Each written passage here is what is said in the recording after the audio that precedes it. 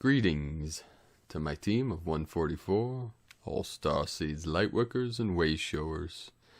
It is just after midnight, 12:22 on 527-2019. Hope you're having a beautiful, blessed day. Happy Memorial Day if you are in the States. Wherever you are in this world, make it the best day ever. So today, the Schumann resonance was spiking up beyond 40 hertz. There was whiteouts on the Schumann resonance charts. It was reported that the asteroid passed close to Earth, and around the same time there was a 8.0 earthquake in Peru. Now that's the Kundalini of the Earth. The Kundalini of Gaia rising up through the Andes Mountains.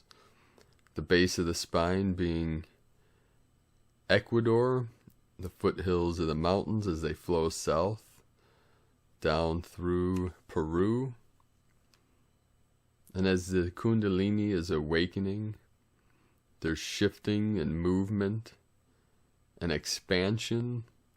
These are the Dantians opening up, just like what is happening to our bodies, our physical bodies. Sometimes it feels like, especially in your spine, back, abdomen, a feeling of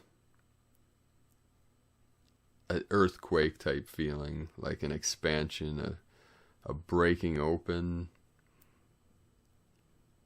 a vibration of different frequencies.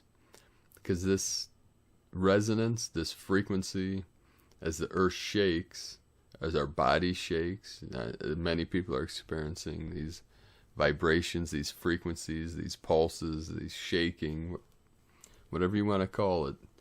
As Gaia ascends, we are ascending with her, and all of the animal kingdom is going through this ascension process too, be it the wild animals or your domesticated animals are domesticated. Just like the cat that came to me yesterday, if you saw my video yesterday about the baby swan and then the black cat. She came, it was the first time I ever saw this cat. She was laying in my garden, and she called out to me when I was standing by these flowers, and she just came running. I sat on the ground and called to her, and she just came galloping at me and dove into my arms and just purred and meowed and transmitted so much bliss and joy and love. It was unbelievable. She smelled like these sweet perfumes and this soft, long black fur and these white little paws and white chin, and she just meowed and rubbed her head up against my heart, and it was just an amazing angel. So she transmitted that joy and bliss. I was able to record a few minutes of our interaction, so she was giving transmissions through that. I haven't seen her since, but I'll let you know if I see her in the future.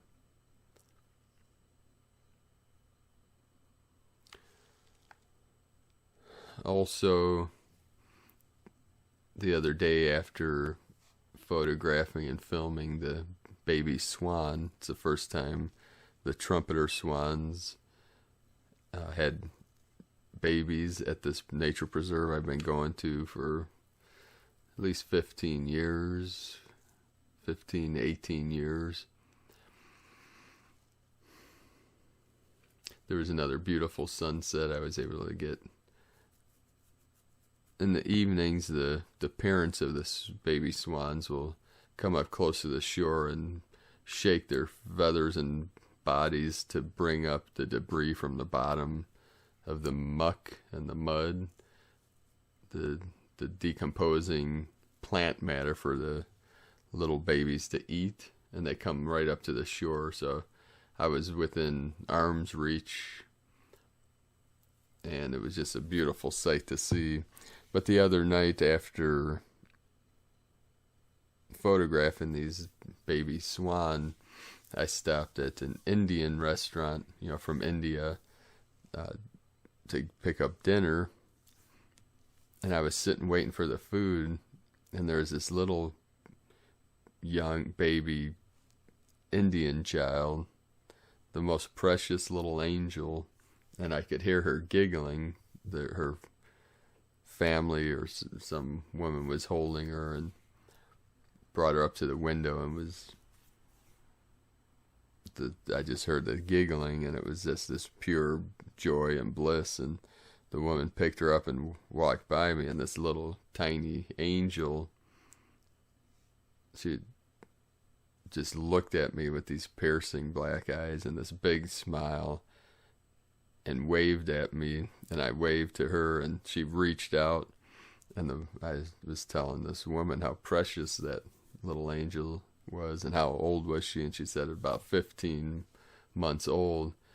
And as she reached out, I reached out my hand to her, and the lady carried her closer, and we touched hands, fingers, and it was such a joy, and the beauty and joy. They had her hair done up real cute, like sticking up, and she had these big brown eyes.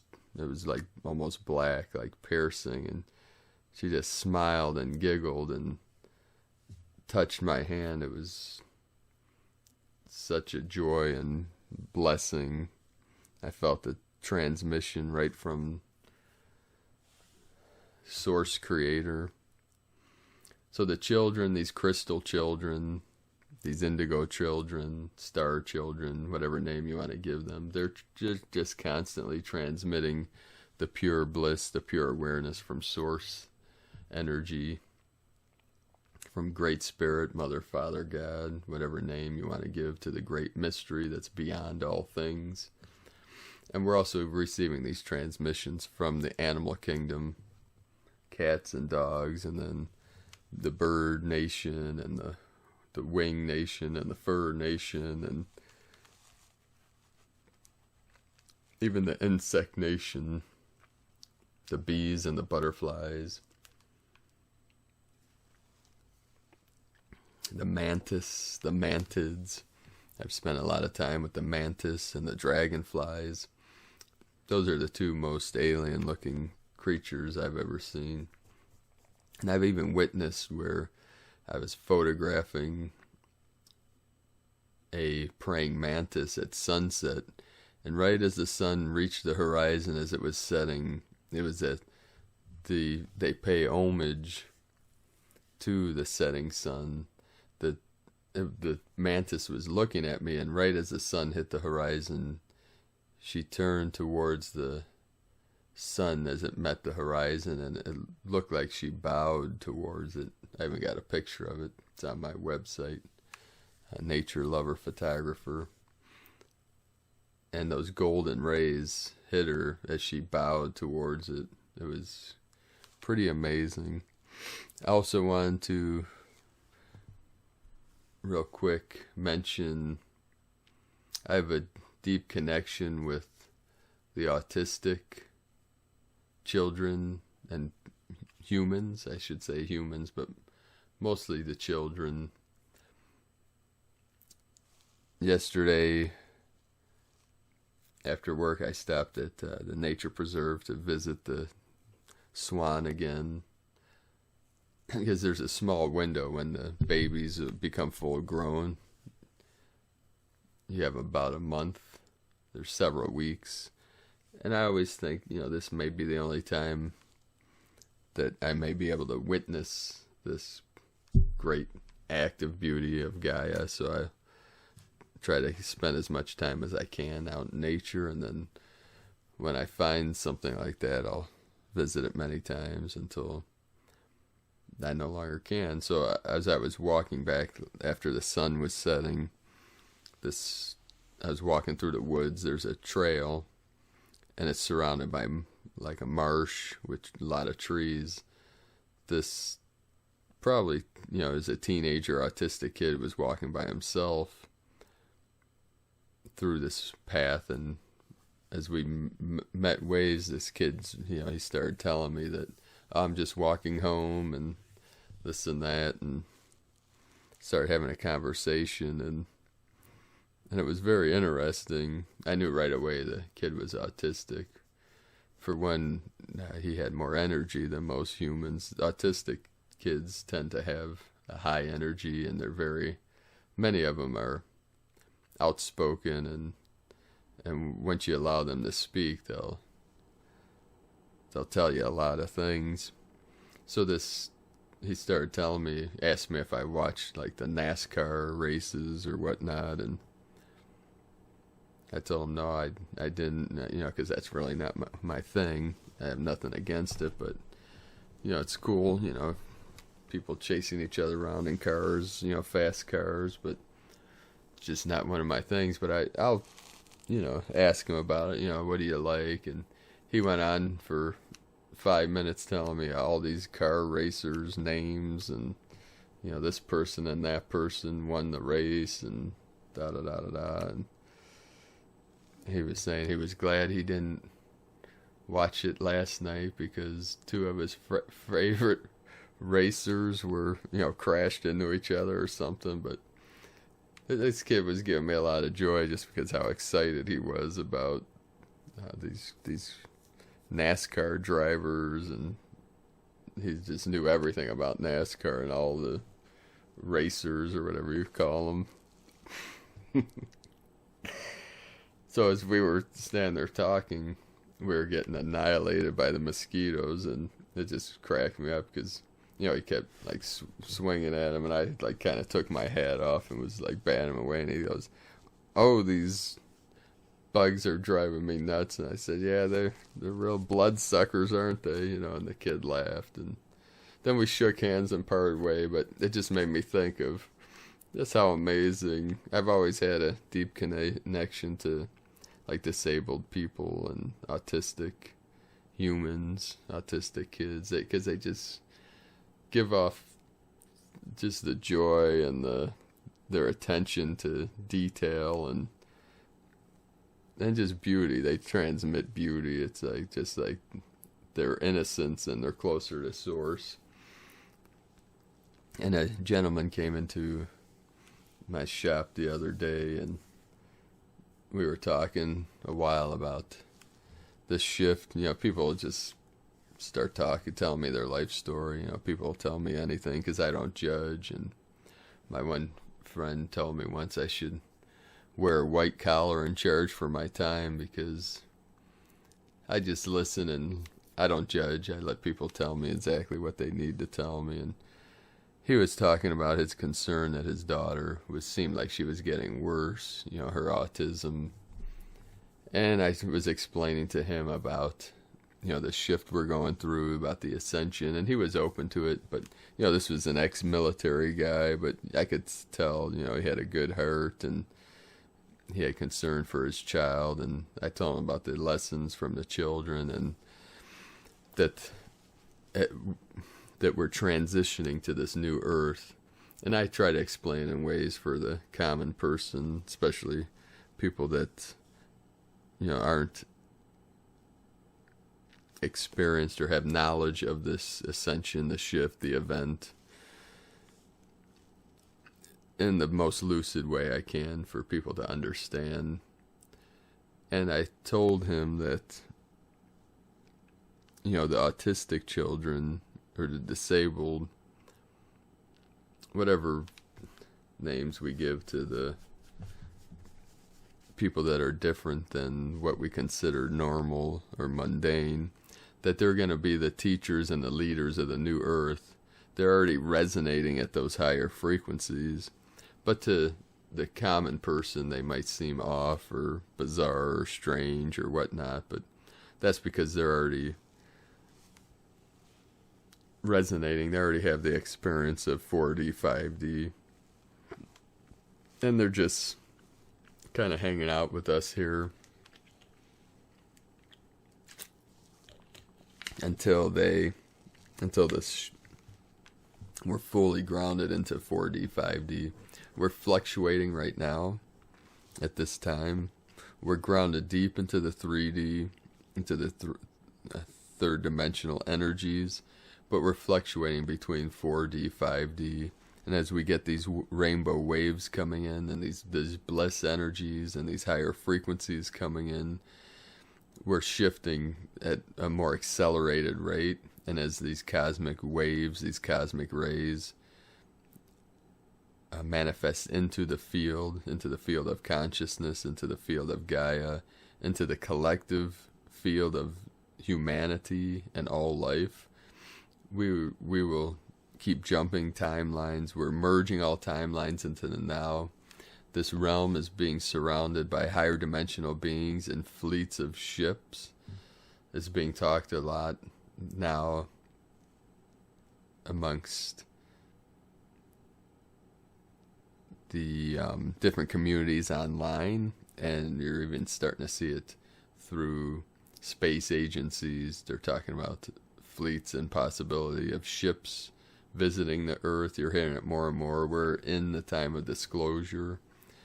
The disclosure has already happened on an individual level, for individuals that have been taken up on ships. I've been to the ships astrally.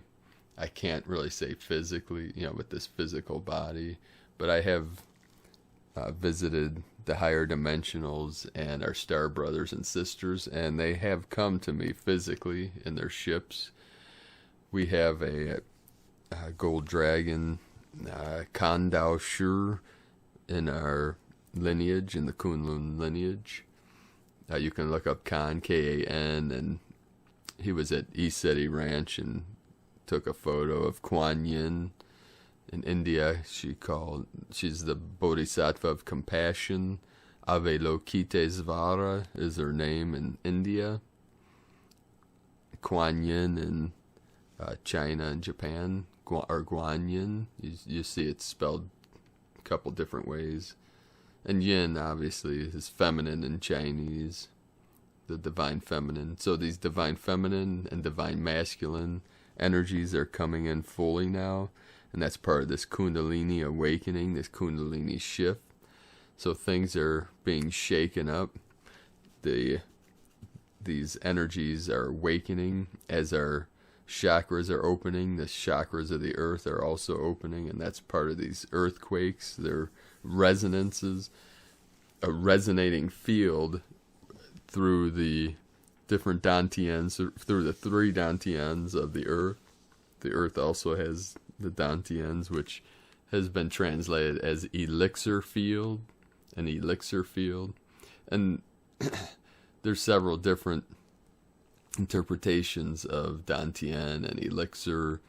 The alchemists would create elixirs that they would consume to help with the awakening, the rainbow body awakening, or symbolized by, and you see it throughout all alchemy arts, transmuting lead to gold, which was a symbolic of converting physical matter back to light, or the physical 3D body to the 5D light body. And in the Tibetan arts called rainbow body, and there's many different names for rainbow bodies throughout different cultures of the world. So no matter what your mission is, what your goals are, or whatever you're doing in the here and now, whatever your purpose is, put your full heart and spirit into all that you do and all that you are, and live your passions, live from your heart. Because we are in the great awakening, and you are transmitting your love and light into this realm and to affect the collective. So this disclosure process is going to shift from the individual disclosure to the collective disclosure to all of humanity. So Kan-san in Japan, he's a Japanese teacher of our lineage, the Kunlun. You can look up Kan, K-A-N, and Kunlun, K-U-N-L-U-N. He has trained with the Andromedans, which are the blue people, the blue beings like Krishna. So he teaches them our art, the Kunlun, and they teach him their art, I don't know what the name, if they have a name for it, but I've learned some of their arts, and one of the arts is to call them down, and it's a certain practice you do to call down the higher dimensionals into this realm. And you're lifting your frequency as they're coming down to meet us halfway. Basically, that's how it works. The higher dimensionals can meet us partway. But sometimes, based on someone's mindset or the elements in the environment they're in, that can help shift people's consciousness. Terence McKenna did a lot of research and studied for years the phenomenon of UFOs and paranormal activity. And one of the conclusions he came was that there's, on an individual level, there's some kind of event that happens in the person's life that lifts them. Sometimes it's trauma. Sometimes trauma could trigger certain releases in the brain, say the DMT in the pineal gland. That's dimethyltryptamine. Dr. Rick Strassman wrote a book called DMT, the Spirit Molecule. And he believed that it's the pineal gland that releases the DMT that gives us those visions, or at death there's a big blast of the DMT to open up that doorway to the other realm, to the other side, to the higher dimensions. So there was one of the things he discovered, and he wrote a book, Terence McKenna, about it. I forget what it's called, but it was something UFOs, something or other. And when there's sometimes an individual collective experience of people seeing ships or seeing paranormal activity, maybe Bigfoot, stuff like that, that in the environment that they're in, there's something called piezo. It's like Piezo. Don't, quote me on that, because, I'm not a scholar on that kind of information, but you can look it up. Piezo electrical elements. And one of those is caused from a meteor hitting the Earth. The material from the meteor has these crystalline structures that give off a higher frequency, so when your body is exposed to those energies, it can open those doorways. And a lot of people, that have had the ayahuasca experiment, the ayahuasca, the vine of the soul, or the vine of death in South America, with the shamans, they have these near-death type experiences, or experiences with higher dimensional beings, angels, aliens, Bigfoot, the reptilians, whatever is in that person's consciousness, they experience that. And I visited in southern Ohio. There's mounds in different places in Ohio, the Native American mounds, and one of the most famous ones called the Serpent Mound. It's like a coiled serpent, and then the body comes out and it looks like it's swallowing an egg. And I visited there several years ago and had a loss of time, like an hour loss. I had an experience going into the woods there, and I found this opening in the woods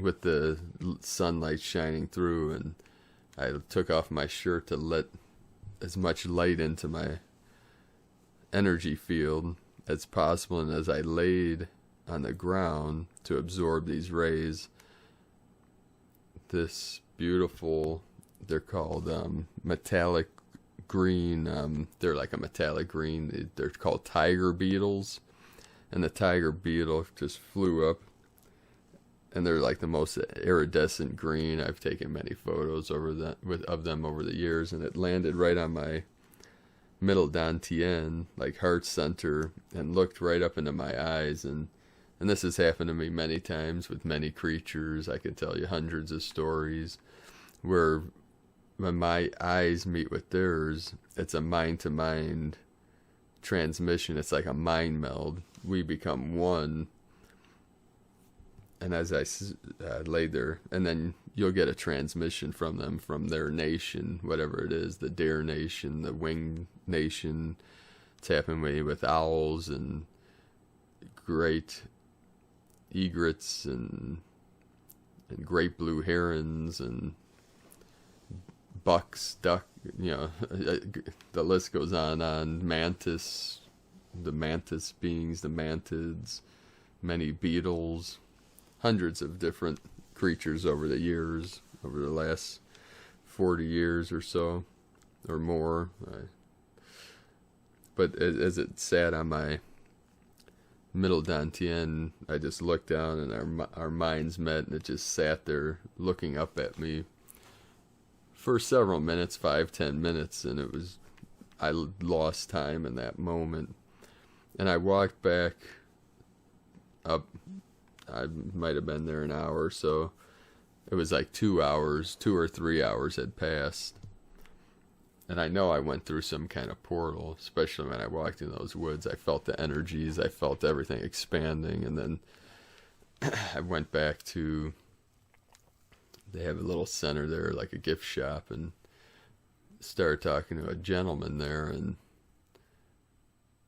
he started telling me that, he was a survivalist and could live off of tree bark and all this stuff. Like, he was telling me the Algonquins were, translated was like bark eaters or something like that, and they would make bark into like a flour and a bread. And I said, wow, like that must be hard to survive out in the wild here when it's really, we get some brutal winters and crazy weather. And he said, no, not once you know how to do it. It's easy. And then we were talking about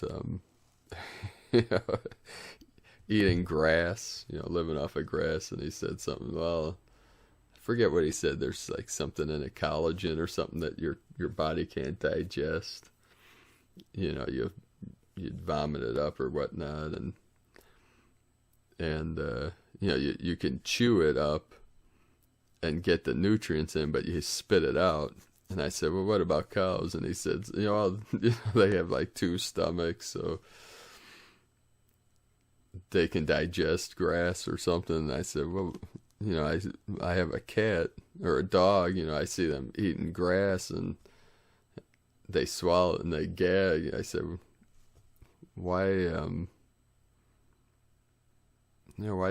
the dogs spit it out? He kind of looked at me with this bizarre look, and he was like, dogs don't spit. And I just started cracking up, and I'm like, yeah, now that you mention it, yeah, I guess they can't spit like humans, but I never really thought of that before. I thought I'll write a short story called Dogs Don't Spit, and the guy kind of laughed and walked off, and then this woman working there kind of looked at me strange. I was like, hey, how's it going? She's like, that was pretty interesting. I said, what's that? And she said, that guy never talks to anybody. And I said, well, yeah, that's... I am not anybody, so it makes sense. Because, people like that will talk to nothing. When you become one with the pure awareness, it's like they're talking to themselves. Because many times, even if people don't like to talk to other people, they're okay with talking to themselves. So today's transmission, I think that's all I'm going to talk about for now, so that I can get finish this up here. Because I wanted to read you a quick transmission from Michael Love and the Pleiadians, his latest transmission, planetary update. From Michael Love, Major Earth Alliance update, 5252019. Great Ones, Operation Freedom Earth has commenced. The Earth Alliance is now disclosing that a historical cosmic event is about to take place on planet Earth. At exactly 2:22 p.m. this day, Pleiadian Delta security forces in charge of protecting the new Earth energy grid were given a green light go to initiate Operation Freedom Earth. Operation Freedom Earth is the final mission regarding humanity's ascension and is the grandest Pleiadian mission to date. This incredible operation involves the complete liberation of planet Earth. Billions of benevolent celestial forces from every corner of this galaxy have descended into Earth's solar system and are coordinating Operation Freedom Earth from the sky to the ground. This final Earth mission, Freedom mission, will come to a grand climax on July 4th, 2019. Pleiadian Delta Force commanders have said that this operation involves a massive takedown of the ancient, artificial, and harmful Earth control grid.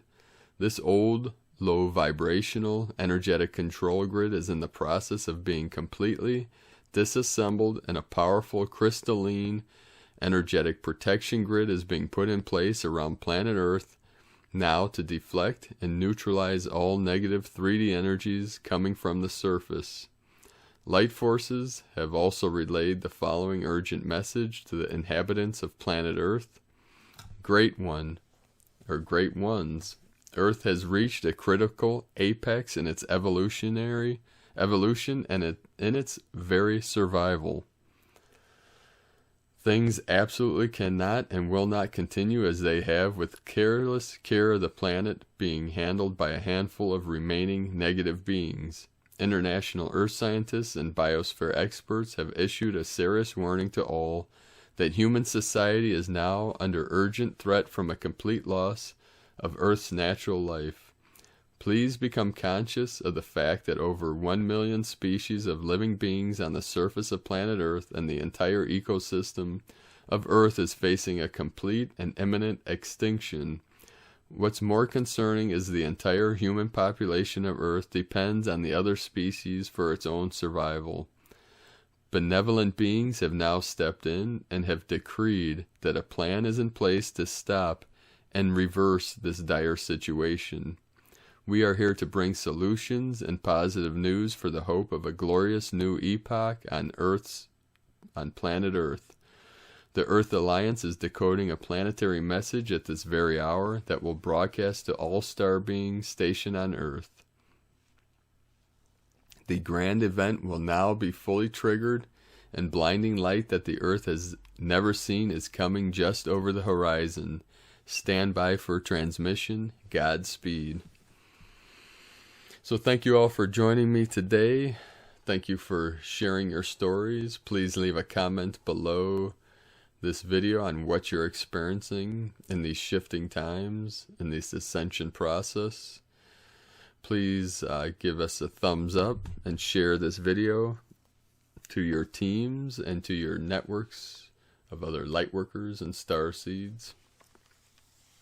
I'd also like to thank everyone on mission for the Ecuador Healing Retreat Center, and for those that have joined us and are to raise funds for this mission of a healing center and sustainable community in southern Ecuador. Thank you for joining our CBD oil team, our CBD team.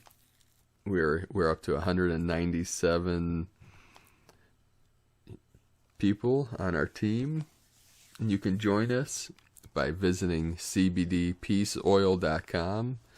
That's cbdpeaceoil.com. I also will have a link in the description below this video if you'd like to join us in this adventure of building business with the company that we've teamed up with to raise funds for research and development of building the center. And then as the team builds and we generate more income, the more of us that can put some of that income into a fund for building the center and then building homes surrounding it. The vision is having a big earth dome in the center of this community for healing and any kind of spiritual practice. I would be teaching the arts that I teach, the Taoist arts, the Qigong, the Neigong, the Kunlun.